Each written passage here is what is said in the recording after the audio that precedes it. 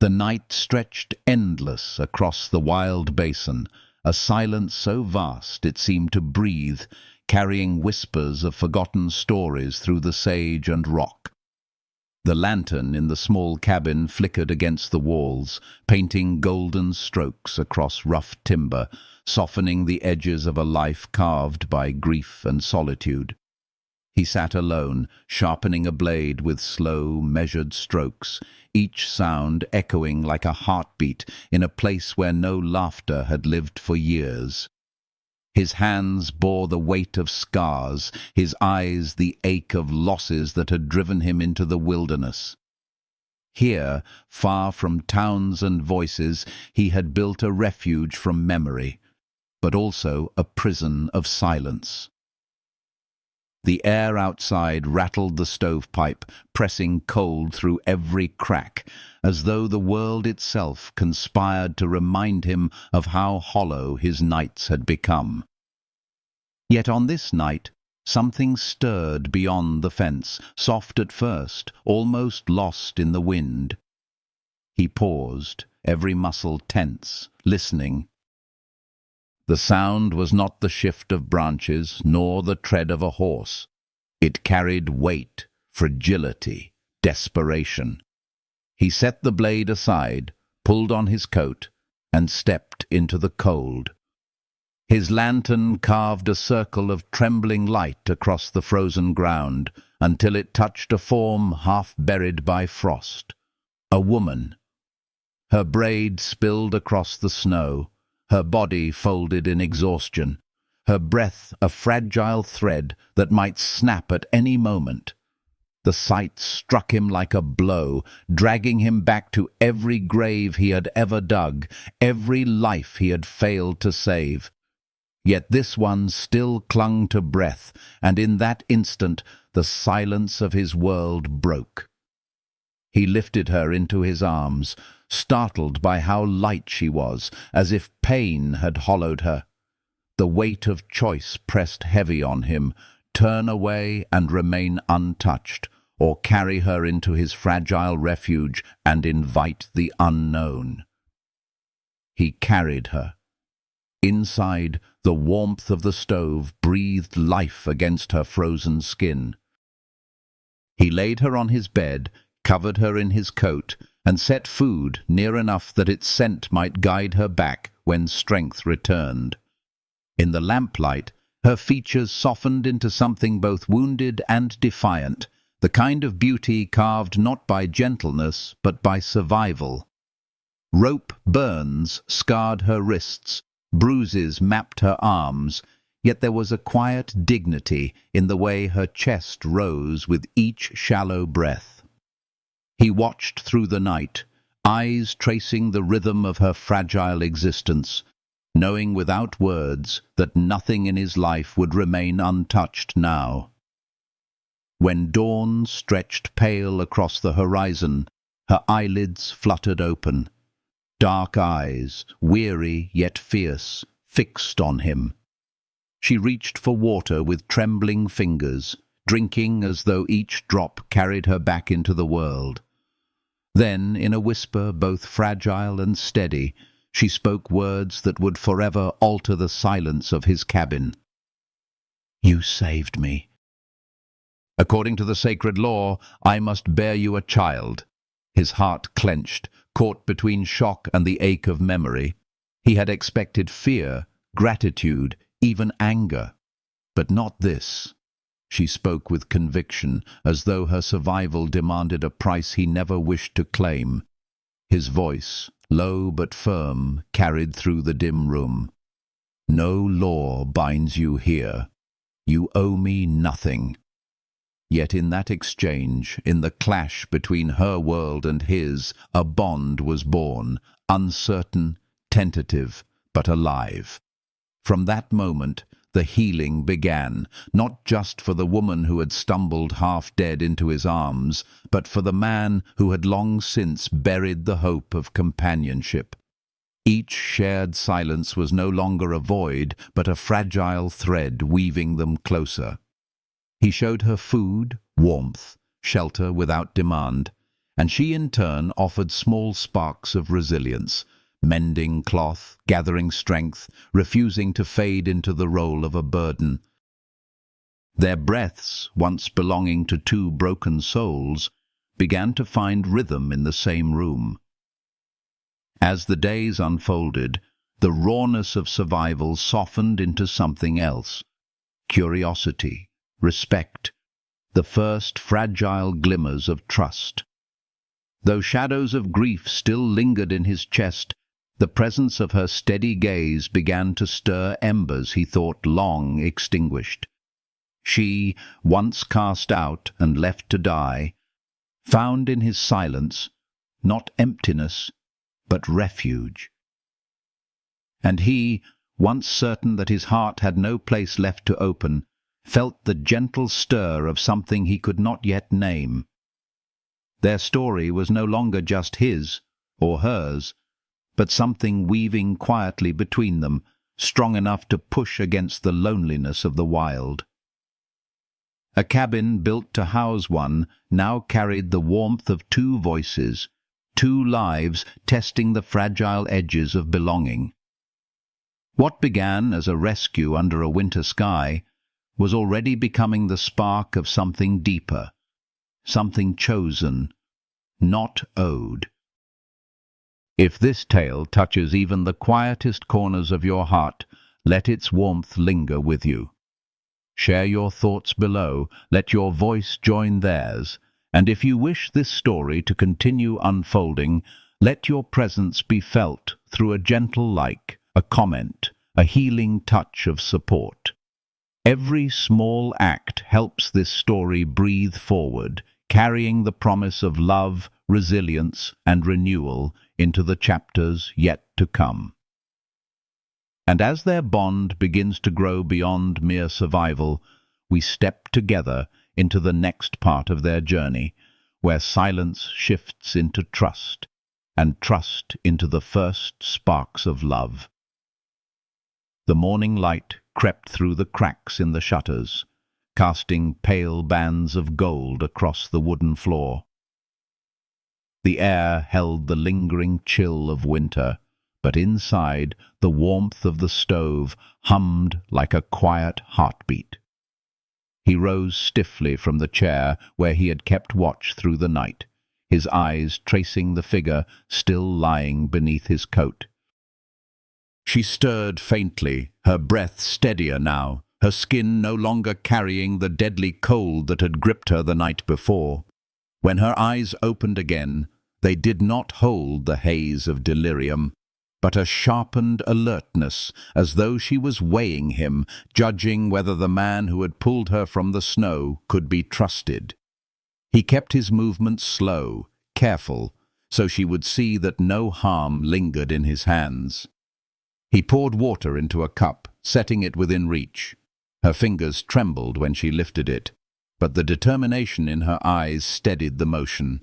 Each swallow seemed to stitch a fragile thread between them, a healing thread woven from silence and necessity.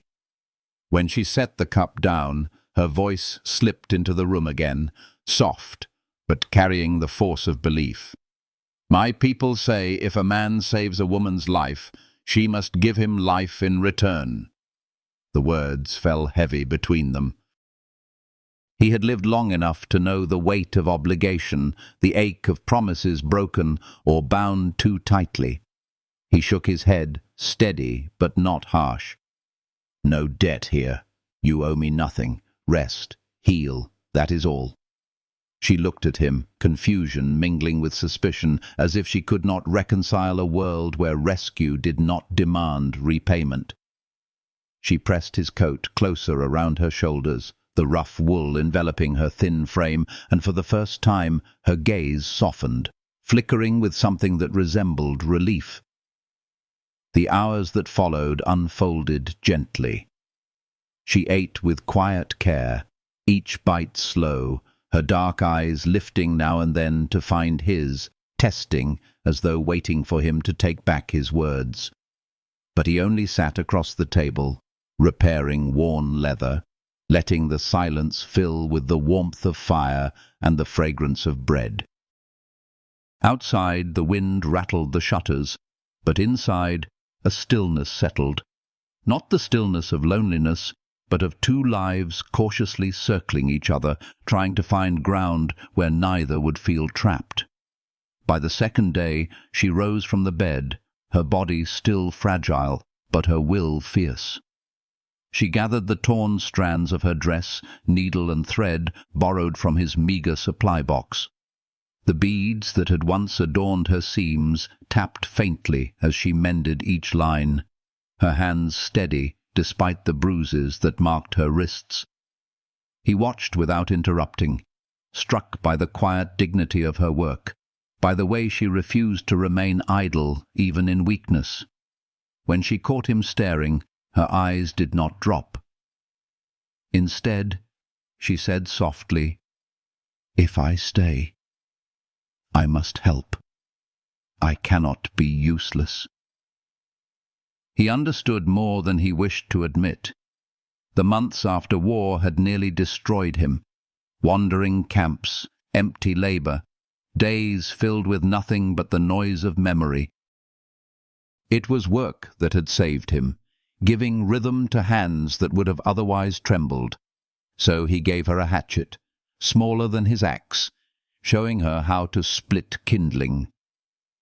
Her grip faltered at first, her strength unsteady, but her jaw tightened with pride. Piece by piece, she carried wood to the porch, her steps uneven but determined. He did not correct her beyond what was needed.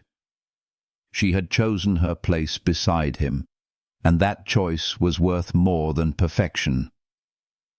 Later, she baked bread from the little flour left, her hands dusted white as she shaped the dough. The scent filled the cabin, curling through the air like a promise of comfort long denied. When she leaned forward to check the stove, the torn neckline of her dress slipped, and he caught his eyes wandering before he forced them back to the leather he was mending. He did not want her to mistake his silence for hidden intention. Yet when she set a piece of bread in front of him, her hand brushed his lightly, and for a heartbeat neither moved. Something unspoken stirred in the air, delicate as thawing ice. That night he offered her the bed again. She hesitated, her voice low, almost a whisper. "You have done more than I expected. Why?" He kept his eyes on the fire, the flames dancing against scars both seen and unseen. "Because I know what it feels like to be left with nothing. No one should face that alone." Her lips pressed together, holding back words, but she lay down, drawing his coat over her shoulders. He settled into the chair, the quiet of the room broken only by the faint hum of the wind outside. Yet for the first time in years, the silence did not feel hollow, it felt like a beginning. When dawn returned, brighter and softer, she followed him outside, her breath steaming in the cold as he led her to the corral. The horse lifted its head at their approach, snorting in greeting. She reached out, hesitant at first, then let her palm rest against the animal's muzzle. Her lips moved, a whisper in her own tongue, perhaps a blessing or a promise. He showed her the saddle, the stirrup, the way to hold herself steady. She faltered, memories pulling at her body. But when his hand steadied her waist, she allowed him to lift her into the saddle. She sat tall, uncertain yet proud, her hair whipping in the wind as though defying the world that had once cast her aside. Together they rode along the basin's edge, her eyes sharp as she absorbed every word he spoke about fence lines and water sources. She asked questions sparingly, but with intent, her voice quiet yet strong, proving that she was not here to simply survive, she was here to learn how to belong. At the creek, when she slipped on the rocks, his hand caught her arm, steadying her before she could fall. For a moment she stood so close her braid brushed his sleeve, and in her eyes he saw the first glimmer of trust, fragile, hesitant, but real. That evening, as they sat in the soft glow of the lantern, the silence between them had changed. It was no longer the silence of strangers, but of two people sharing the same ground, breathing the same rhythm. When she whispered, "I was cast out. There was no food left, no family left," he did not press for more. He only said, "Then you are here now. You will eat. You will rest." And for the first time, her shoulders eased, her gaze softening as if she believed him. The days stretched into a fragile pattern, mending, working, cooking, riding, the hollows of her face filled with health, her hands steadying, her spirit regaining shape.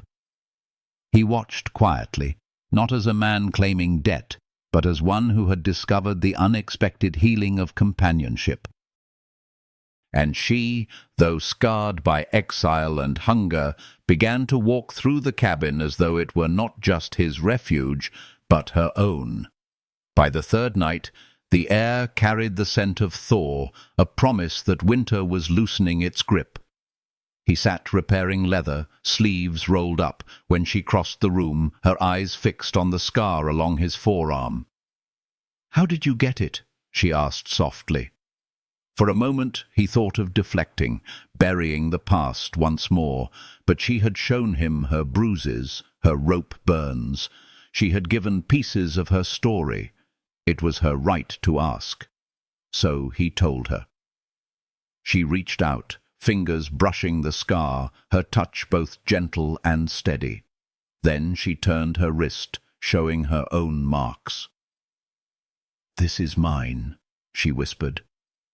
In that exchange, something broke free, an honesty deeper than words. The silence after carried not distance but recognition.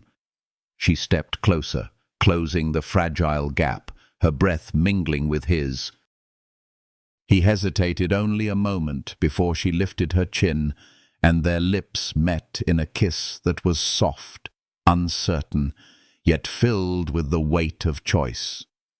It was not law binding them now, nor obligation, but something far stronger. When she later lay down, her hair spilling across the pillow, she reached for his hand. He held it, rough palm against hers, and for the first time in years, sleep came to him without emptiness.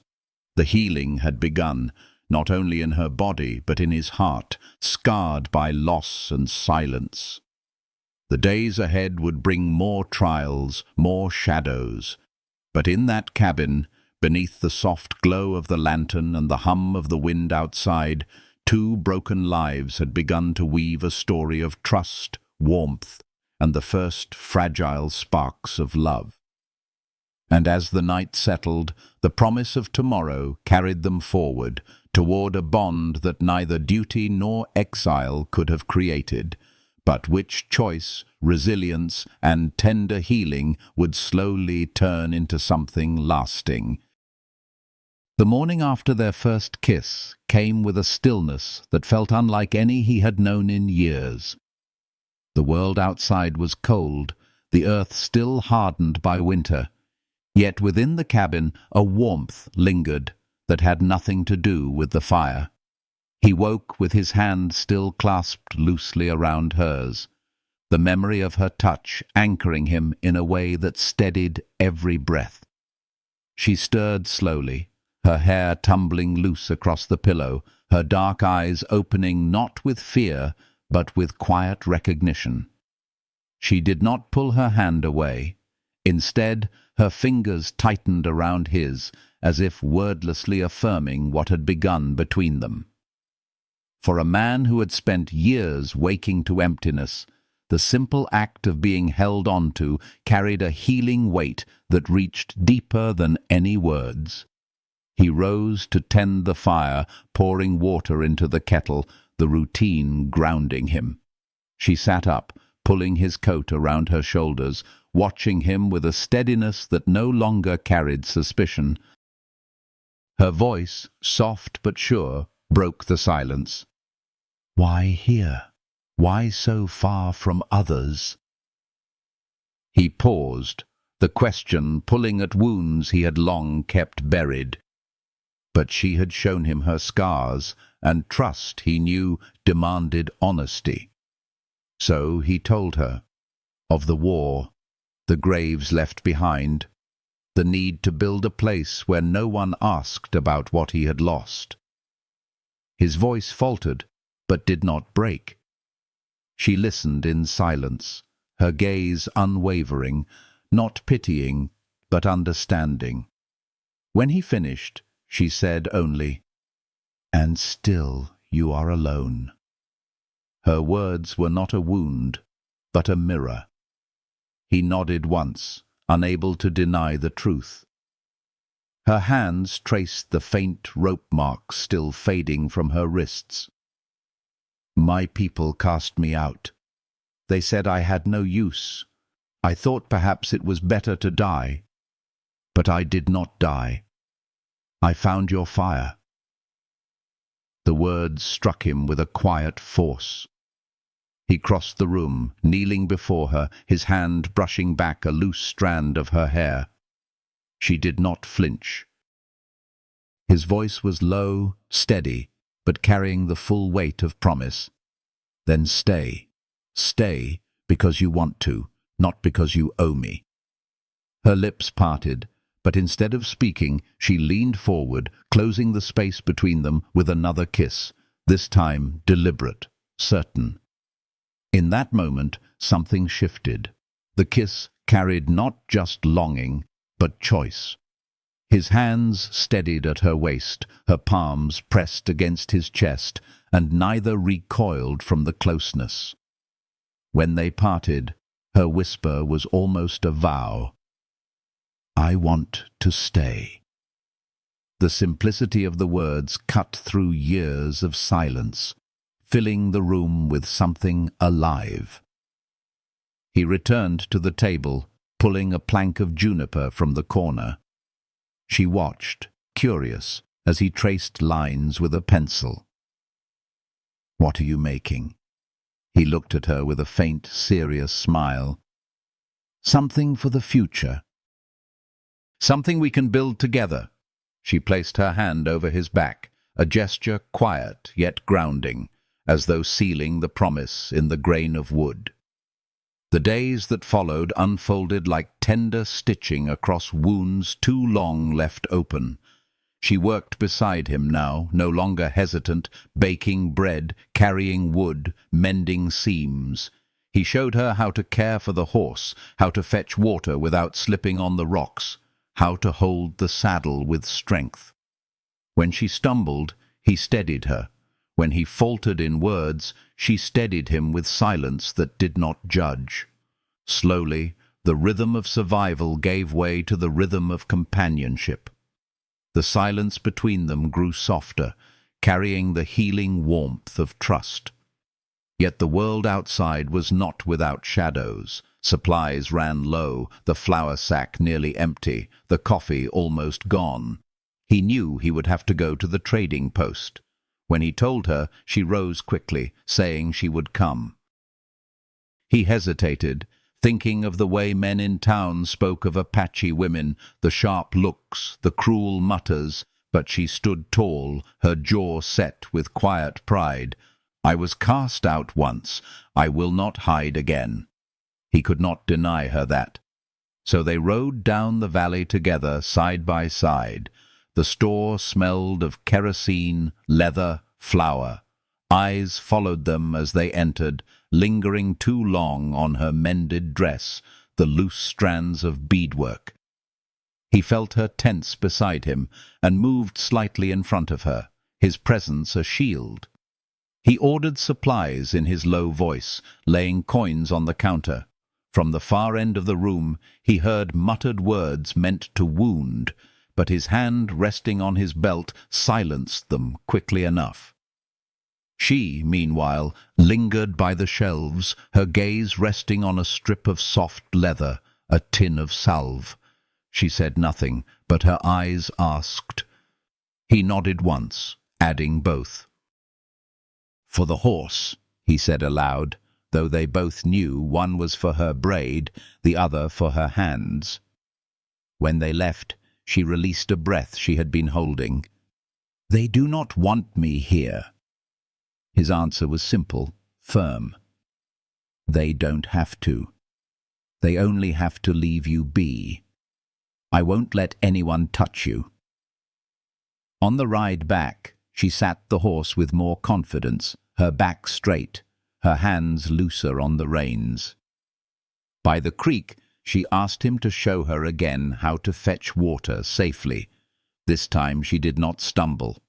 When she lifted the dipper without spilling, she allowed herself a small, quiet smile, and he felt something shift in him, an ache giving way to pride. She was not just surviving now, she was learning to belong. That evening, her hair unbraided, falling loose like a river of black silk, caught the lantern's glow. He tried to busy himself with leatherwork, but his eyes strayed. She baked bread again, the scent filling the cabin with warmth. When she set a piece before him, her hand brushed his, and neither pulled away quickly this time. The silence that followed was rich with unspoken words. They had walked into the trading post together, faced the eyes of others, and come out stronger. They had chosen not to stand apart, but beside one another. As night deepened, she asked about his scars, and he told her of battles, of wounds that never healed fully. She showed him her own faint rope marks along her wrists. Their hands touched, tracing each other's wounds, not as burdens, but as truths accepted. When she stepped closer and their lips met again, the kiss carried no hesitation. It was steady, deliberate, a seal on what their voices had not yet spoken. Later, lying down, she did not turn away. She reached for his hand, and he held it. Sleep came to both, not with loneliness, but with the quiet healing of trust. Outside, the thaw crept into the earth, the promise of spring whispering through the trees. Inside, the cabin had shifted. It was no longer merely a refuge built by one man against the world. It had become the fragile beginning of a home where two broken souls had chosen to heal, not alone, but together. And as they lay in the hush of night, the future began to take shape, delicate yet unyielding, ready to carry them into what was yet to come. Spring settled over the basin like a slow, steady breath. Snow melted from the ridges, the creek swelled with clear water, and the first buds unfurled pale green along the cottonwoods. The cabin, once a hollow of silence, now carried the rhythm of two voices, two sets of footsteps moving in quiet harmony. The days unfolded not with haste, but with gentle steadiness, as though the earth itself approved of the bond forming within its wide expanse.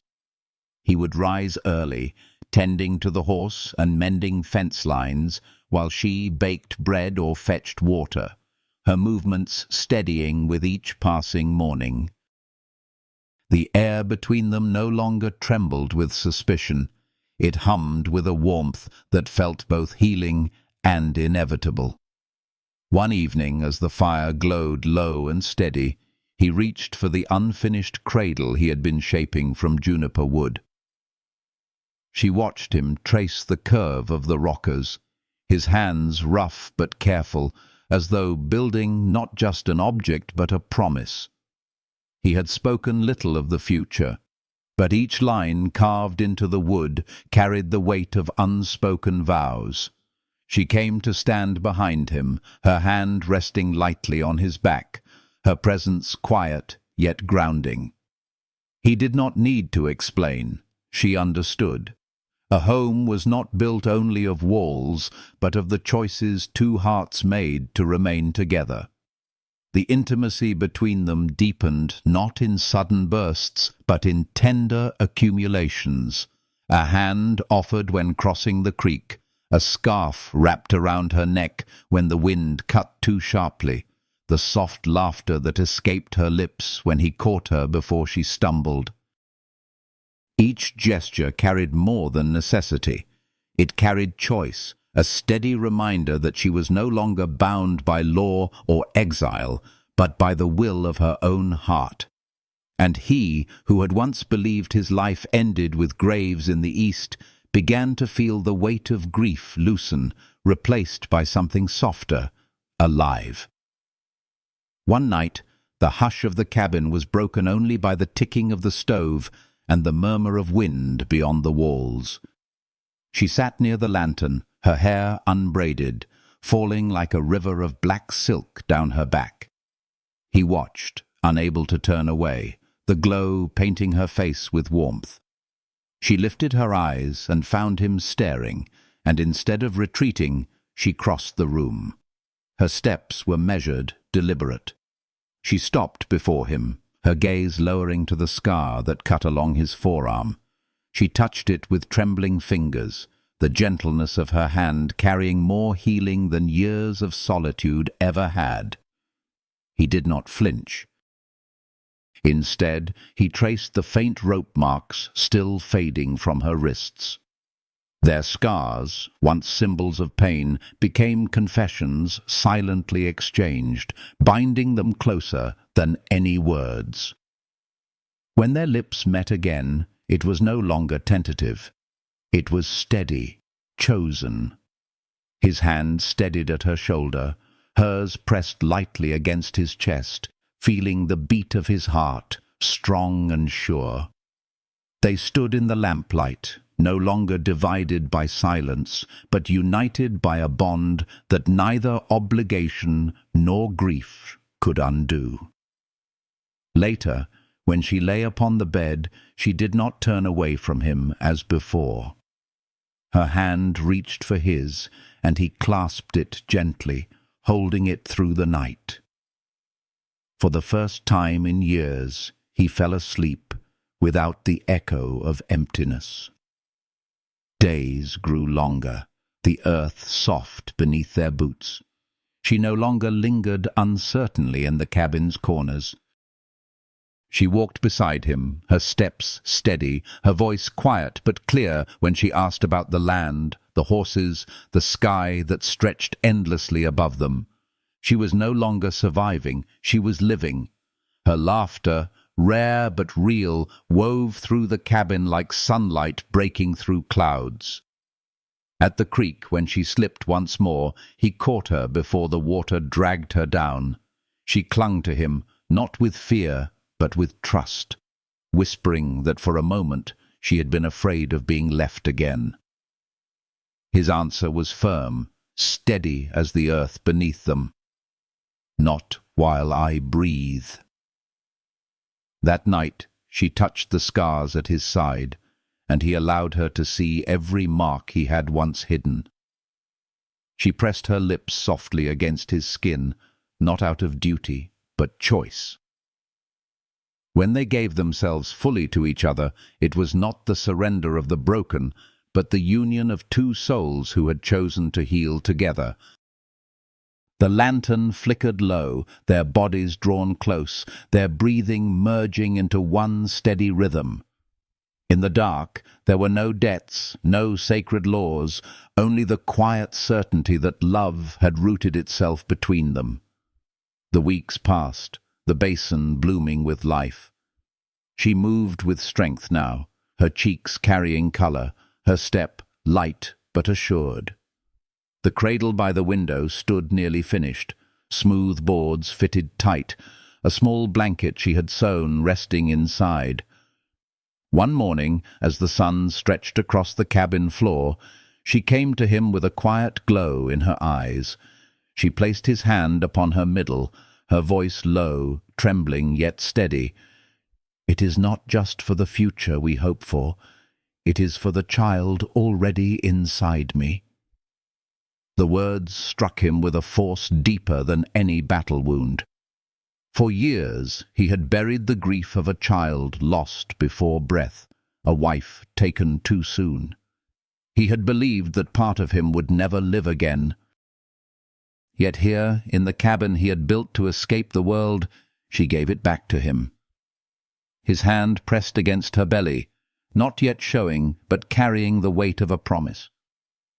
He drew her against him, voice rough with emotion. "You are my wife. You will never be cast out again, not by law, not by men, not by hunger." In that moment, the silence of their separate pasts dissolved completely. What bound them was no longer survival, no longer obligation, but the undeniable, chosen truth of love. Together, they stepped into a future neither had expected, carrying with them the healing of wounds once thought unending, and the promise of life blooming anew. And as the wind moved softly through the cottonwoods, their story, once broken by exile and grief, became a beginning carved not by fate, but by the choices they had made to belong to each other. The thaw came swiftly, as if the land itself longed to release its frozen grip. The creek surged with water, rushing against its banks, carrying the sound of renewal through the basin. Grass returned in pale shoots, and the horses lifted their heads to graze with a hunger that matched the earth's awakening. Within the cabin, everything had changed. What was once a shelter built to keep one man from the weight of memory had become a home filled with the quiet rhythm of two hearts learning to move together. She no longer hovered at the edge of the room as though uncertain of her place. She moved with confidence now, shaping dough on the table, mending seams by the fire, fetching water with a steady hand. And he, who had once carried silence like armor, found himself listening for the sound of her steps, the low hum of her voice when she whispered to the horse, or the laughter, rare but real, that escaped her lips when she stumbled and caught herself. It was in these ordinary moments that the extraordinary healing between them revealed itself. Each small act became a declaration. She was not a burden, she was not cast out, she belonged. And in her belonging, he too was transformed. The hollowness of grief loosened its grip, replaced by the weight of something far gentler, yet stronger. Hope. The cradle by the window stood nearly finished now, its juniper boards smooth beneath his hand, the blanket she had sewn resting inside with a shell tied at the corner that clicked softly when the breeze moved through. Whenever his eyes fell upon it, his chest tightened with a mix of awe and fear, but her steady presence quieted both. One evening, after the day's work had faded into the glow of twilight, she slipped outside to fetch water. The dipper clanged faintly against the stones, followed by the sudden sound of her slipping. He was out the door in an instant, boots pounding the damp ground. He reached her just as she fell, pulling her into his arms before the water could claim her. She laughed once, sharp with nerves, but her breath caught as pain twisted through her ankle. He saw the swelling beginning already. Without hesitation, he lifted her against his chest, carrying her back inside. She clung to him, her arms tight around his neck, her cheek pressed against his shoulder, and he felt the shiver of fear not from the cold, but from memory, the fear of being left. Inside, he set her on the bed, unlaced her moccasin, and wrapped her ankle carefully with strips of cloth. She winced, but did not pull away. Instead, her hand caught his, her grip firm, her dark eyes locking on his with raw honesty.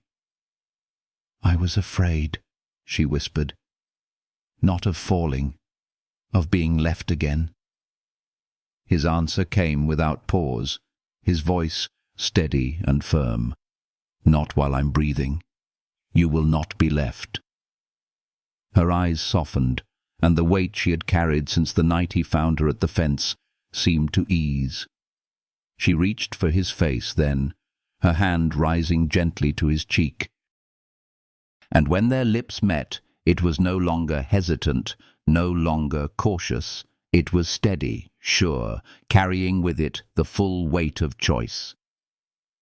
That night, the lantern flickered low, painting golden shadows across the rough timber. She leaned into him, her hair spilling like a dark river across his chest. His hands traced the curve of her back, his rough palms softened by the gentleness he had thought lost to him forever. She touched the scar at his side, the uneven skin he had once believed no one could bear to see. But her hand lingered there without fear, her gaze telling him what her voice did not need to. She accepted all of him, past and present, scars and silence. When they gave themselves fully to each other, it was not desperation, but trust, not obligation, but love. Their movements carried the quiet urgency of two souls who had long been denied closeness, and now chose it freely, completely. Afterward, she rested against him, her breath warm against his neck, her hand curled over his heart. He held her close, his arm wrapped firmly around her waist, his chin resting lightly on her hair. Sleep came softly, without the old emptiness that had once followed him into every night. For the first time since burying his family, he felt the weight of grief lift enough for peace to take its place. And for the first time since exile had marked her, she slept without clutching his coat for protection. They had crossed the threshold of survival into something far greater, something chosen and shared. The days that followed carried a rhythm of tenderness woven into every task. She moved more slowly with her injured ankle, but he was there to steady her, his arm firm at her side. She learned to lean on him without fear, and he learned to accept her presence not as burden, but as blessing. In the evenings they sat by the fire, her head resting against his shoulder as he carved the final touches of the cradle. She spoke quietly of her people, of songs sung by fires long extinguished, of stories of women who endured exile yet found strength in building new homes. He listened, his heart stirred by the strength that flowed through her words, realizing that love was not only the healing of wounds, but the weaving together of histories once broken. One morning, as light poured through the window, he found her standing by the cradle, her hands resting lightly on its smooth edges. She turned to him, her expression carrying both serenity and fire. Taking his hand, she placed it gently on her belly, her whisper steady and clear. "It is not just for a hope. It is for the child already inside me." The world seemed to still around him. For years he had carried the ghost of a child buried too soon, of a future torn from him. He had believed that chapter of life ended forever. Yet here, in the cabin built to escape memory, she had given it back to him. His throat tightened, his breath caught. But when he pulled her into his arms, his words came rough and certain. "You are my wife. You will never be cast out again. Not by law, not by men, not by hunger." Later, they rode down together to the parson's small house. The vows came easily to his lips, steady and unshaken, and her voice followed, accented but strong, each word carrying the weight of truth. Ink marked the page, their names sealed side by side, not by law of her people, not by obligation, but by choice. When they returned, he set the cradle by the bed, her blanket laid within. She turned to him, her hand warm in his, and said softly but firmly, "I stay. because I choose you, not because of law, not because of loss, because this is my place now." He smiled then, unguarded, the weight of years loosening from his chest. The cabin, once silent with sorrow, now rang with the soft breathing of love and promise. Outside, the wind moved gently through the cottonwoods, carrying with it the sound of beginnings. Inside, two broken souls had bound themselves not by the hand of fate, but by the healing power of choice, trust, and enduring love. Their story, once carved by loneliness and exile, had become a sanctuary of belonging, and the life growing between them was proof that what was once lost could bloom again, stronger and more radiant than before. The seasons turned with a gentleness that seemed to echo the quiet transformations within their hearts. Summer spread its warmth across the basin, the grass rising tall and the creek carrying its song clear and bright. The cabin, once a lonely refuge, now thrived with signs of life. Her laughter, soft as it was, threaded through the walls like a healing hymn, and his voice, once seldom used, grew steady in the rhythm of shared words. The cradle stood by the bed, finished and smooth, a symbol of a promise not only for the child she carried, but for the life they had begun weaving together. She moved with a grace that had deepened with her strength, her hands steady as she sewed new garments, her eyes luminous when she looked toward the fields beyond the cabin. He often found himself watching her, not with the guarded restraint of a man afraid of loss, but with the awe of one who had been given back something he thought forever gone. Her presence no longer felt like a fragile spark in his solitude. It was the steady flame that lit his days. In her, he found not just companionship, but the healing of old wounds, a balm that softened the scars of war and grief.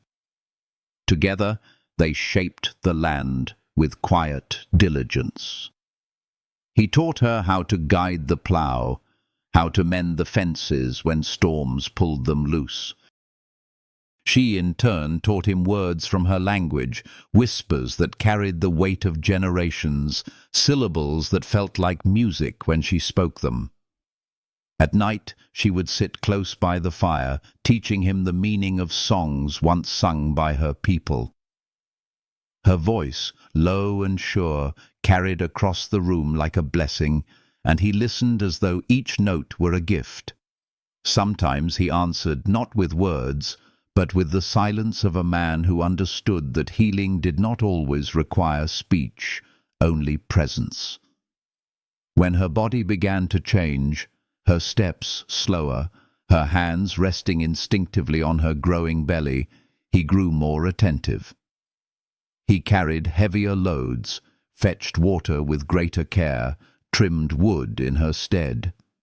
She protested with a quiet pride, whispering that she was not fragile, but he only smiled, knowing her strength, yet unwilling to let her strain. Their days became a rhythm of balance, her teaching him patience, him offering protection, both giving each other something neither had expected to find again: a sense of home. One evening, as the sky blazed with hues of crimson and gold, they walked together along the creek. She leaned against him, her hand resting on his arm, her steps steady, though slower than before.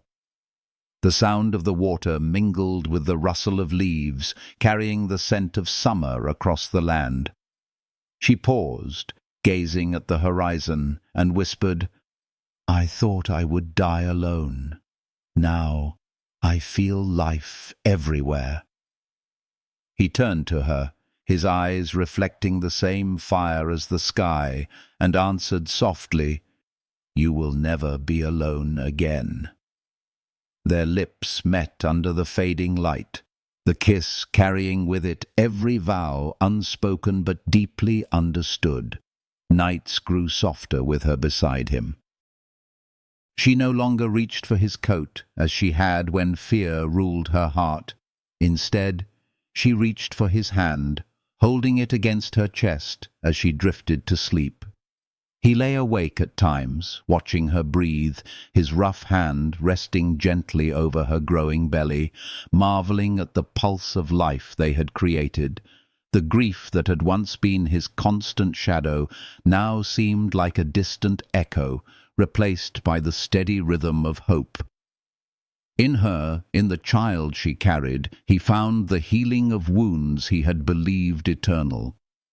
As her belly grew heavier, the cabin transformed with small preparations. He built shelves to hold what they would need, lined the walls with supplies from the trading post, and smoothed every edge of the cradle until it gleamed under his hand. She sewed blankets from scraps of cloth, her fingers careful and precise, her eyes shining as she folded each one. Together, they created not just a home, but a sanctuary where love replaced law, where choice replaced exile, where hope replaced loss. There were moments of fear still, shadows that lingered from the past. Sometimes, in her sleep, she would stir, her breath quickening as though memories of exile returned. He would wake instantly, gathering her close, whispering steady words until her breathing calmed, until her hand curled tightly against his chest once more. Other nights, he would wake from dreams of the war, of graves and smoke, and she would be the one to hold him, her touch grounding him, her voice a soft murmur in the darkness. Together, they wove healing from each other's broken pieces, turning pain into closeness, scars into vows.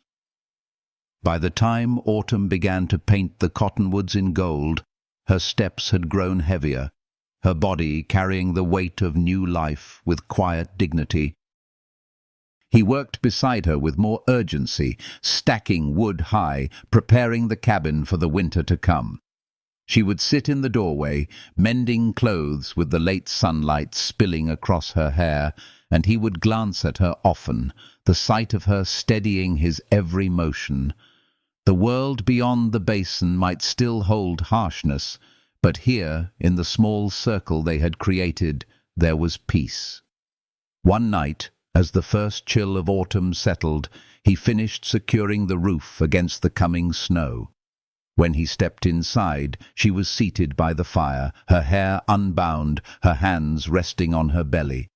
She looked up at him, her eyes luminous in the glow, and whispered, "This child will be born into love, not exile." He crossed to her, kneeling at her side, his hand covering hers. His voice, low and rough with emotion, answered, "And into safety. Into a home that will never cast you out." She leaned forward, pressing her forehead to his, and the silence that followed was thick with the power of shared truth. That night they lay together with the cradle close by, their hands entwined as though to remind each other that no shadow could undo what had been built. The world outside shifted toward winter, but within the cabin warmth thrived, carrying them into the next chapter with the certainty of love chosen, healing embraced, and a future that no longer belonged to sorrow, but to the promise of life waiting just beyond the horizon. The first snow of the season came quietly, falling in slow flakes that blanketed the basin in white. The cabin, fortified by his hands and softened by hers, stood firm against the wind. Inside, the warmth of the fire wrapped around them like a gentle promise.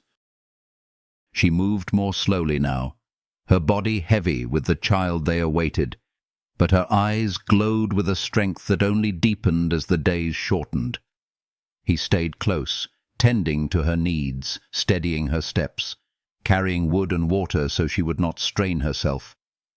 She teased him softly at times, reminding him that she was not fragile, but he answered only with a smile that revealed his quiet devotion. His hands, once only accustomed to labor and war, had learned the tender rhythm of care. At night, the cradle stood ready by the bed, its smooth boards polished, the small blanket she had sewn folded neatly inside. Often he would sit beside it, his hand brushing the curve of the wood, imagining the tiny weight it would soon hold. She would watch him from the bed, her hand resting on her belly, and whisper that he was already a father, already chosen by both her and the life within her. Those words carried into him like healing water, filling spaces that grief had left hollow for too long. He would rise, cross to her, and place his hand over hers, feeling the stir of life beneath. Their eyes would meet, steady and unflinching, bound not by fear, but by certainty. As the weeks passed, the storms grew stronger, shaking the windows and howling through the trees. But inside, their world thrived in warmth and quiet faith. He read to her from the old books he had kept tucked away, his voice low and steady, the cadence soothing her when the child shifted restlessly inside. She, in turn, told him stories from her people, of rivers that remembered names, of stars that guided the lost, of women who carried strength in silence. He listened with reverence, memorizing her words, each story weaving deeper into the fabric of their life together. These moments became their anchor, a shield against the wilderness outside. There were nights when fear crept in, when she woke with her breath sharp and uneven, haunted by memories of being cast out, abandoned to die. He was always there, gathering her close, whispering words steady as stone, reminding her that she would never be left again. His presence calmed her trembling, his warmth grounding her until sleep returned. And when he woke from his own ghosts, visions of battle, smoke, and graves, she held him in turn, her hand firm against his chest, her voice like a balm. Together they turned fear into trust, wounds into vows. Their love had become a refuge, one they both chose to enter, again and again, each night and each dawn. As the birth drew nearer, his protectiveness sharpened, yet she remained steadfast in her pride. She insisted on baking bread, on sewing tiny garments from the cloth she had pieced together, on mending seams even as her hands grew slower. He would watch her, torn between admiration and worry, until finally he began to help, clumsy at first, but steady. They laughed together over crooked stitches and uneven hems, but in those small imperfections they found joy. The cabin, once silent and bare, now carried not only warmth, but laughter, healing their souls as surely as fire healed the frost. One morning, the snow had fallen deep, the sky heavy with silence. She sat near the fire, her hands folded over her belly, her expression serene. He knelt beside her, brushing her hair back from her face, marveling at the calm strength she carried. She whispered, "This child will know only love." He bowed his head, his lips pressing softly to her hands, his voice rough but steady as he promised, "And safety, and a home that will never cast you out." Her eyes shone, not with fear but with faith, and in that moment he felt the weight of his past loosen even further, replaced by the certainty of the life they were building together. That night, as the storm outside raged, She gripped his hand tighter than ever before, her breath uneven, her body ready to bring forth the new life. Fear flashed in her eyes, but determination steadied it. He stayed by her side, his hands gentle, his voice a constant thread of comfort. Hours stretched into eternity. But when at last the first cry pierced the air, the sound broke through every shadow that had ever lingered between them. She wept with relief, her body trembling, while he cradled the child with awe, his heart flooding with a joy so fierce it left him breathless. He placed the newborn in her arms, and together they gazed at the small, fragile being they had created. The child's cry softened into steady breaths, eyes blinking open as if to claim the world already. She whispered words in her native tongue, blessings that wrapped around the infant like a shield of love. He leaned close, his arm around her shoulders, his gaze never leaving the child. In that moment, the years of solitude, of exile, of grief fell away. All that remained was the warmth of family, the healing of love, the beginning of a future neither had dared to dream. As dawn broke, the storm eased, and soft light filtered through the window, touching the cradle that now waited no longer empty.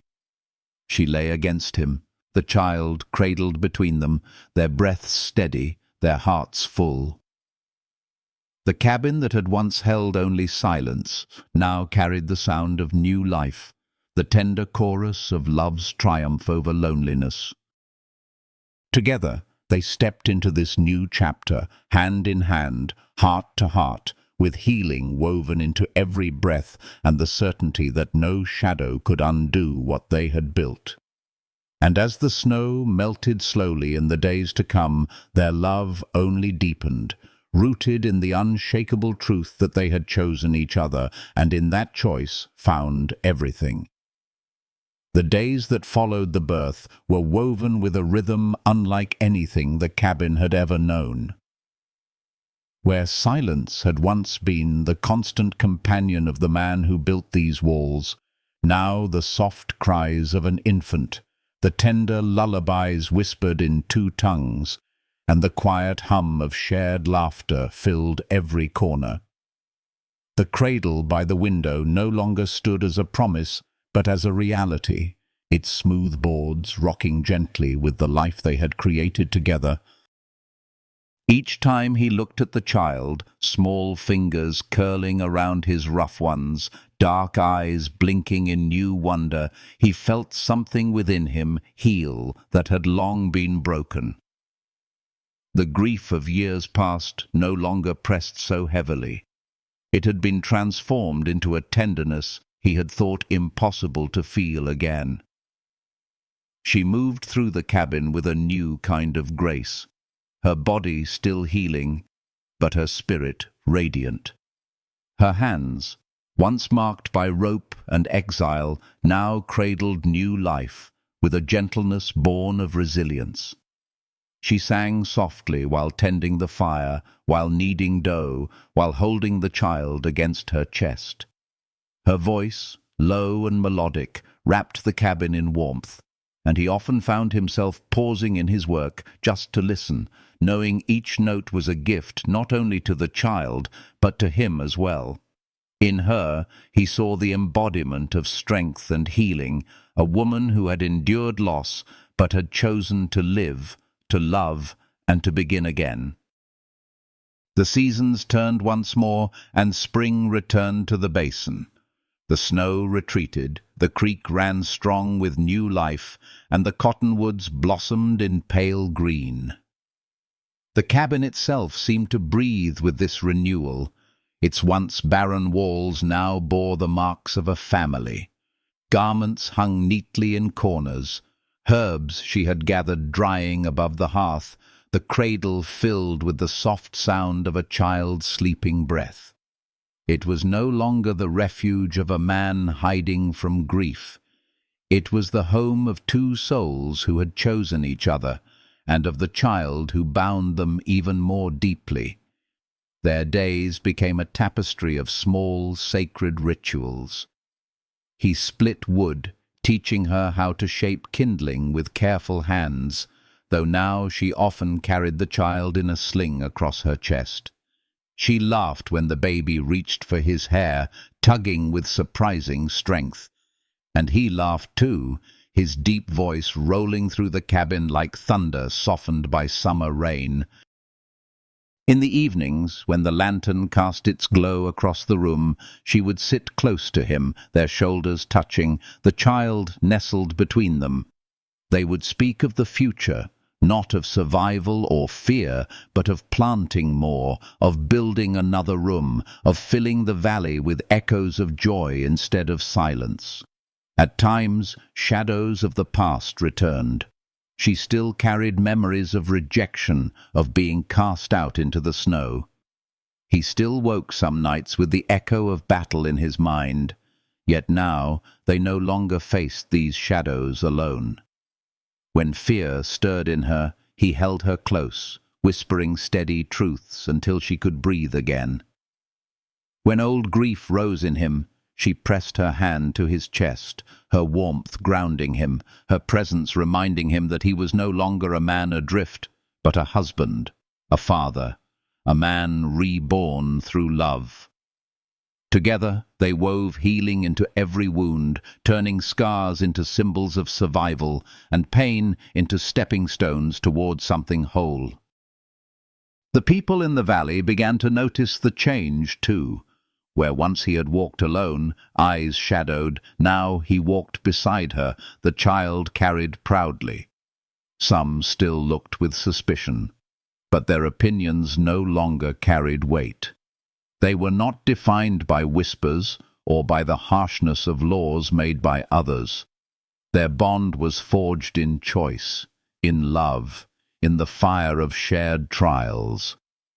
When he looked at her in those moments, standing tall and unashamed, he saw not the woman who had collapsed near his fence months ago, but the woman who had remade his world, who had given him back a reason to live and a future to hold. One evening, as the sun set in a blaze of color across the wide horizon, he stood with her by the creek. The child, swaddled in her arms, stirred against her, cooing softly. The water rushed at their feet, carrying reflections of gold and crimson. He wrapped his arm around her shoulders, pulling her close, his voice low but sure.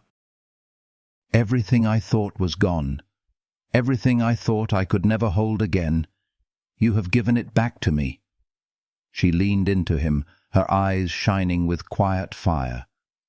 "And you have given me a home, a place where I am not cast out but chosen, a place where love is stronger than law, stronger than fear."